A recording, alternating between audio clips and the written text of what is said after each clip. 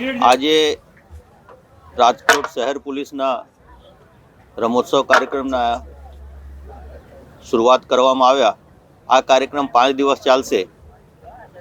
અત્યારે કોઈ બંદોબસ્ત વગર નહીં હતા। આ જોઈને આ ટાઈમ પીરિયડને આપણે પસંદ કર્યા હતા।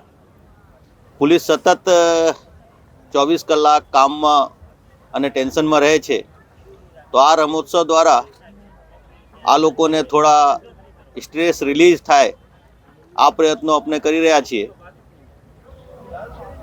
આમાં ટીમ સ્પિરિટ અને મેન્ટલ અને ફિઝિકલ હેલ્થ આ બધા બાબતોને આવરી લઈને આપણે જે રૂટીન પરેડ કરીએ છીએ, પરેડ પછી આપણે ગેમ્સ રમીએ છીએ।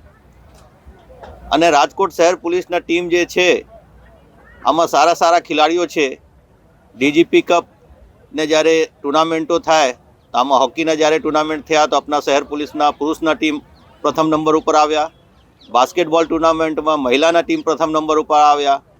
આવી રીતે એથ્લેટિક્સ કોમ્પિટિશનમાં પણ આપણે 9 મેડલ લઈને આવ્યા હતા રાજકોટ શહેર પોલીસ દ્વારા, અને પાવર લિફ્ટિંગમાં 6 મેડલ આપણે લઈને આવ્યા હતા। તો આ ખેલાડીઓ અહીંયા પ્રેક્ટિસ કરે, આમાંથી જે ખેલાડીઓ સિલેક્શન થાય આ સ્ટેટ લેવલ ઉપર અને પછી નેશનલ લેવલ ઉપર જે પોલીસના સ્પોર્ટ્સ થાય છે આમાં ભાગ લઈને આ ગુજરાત પોલીસના નામ રોશન કરે આ પ્રયાસ, અને ખાસ તો કરીને આપણે આ બધા હળીમળીને એક પરિવાર ભાવથી રહે આ પ્રયાસથી આ આયોજન કરવામાં આવેલ છે।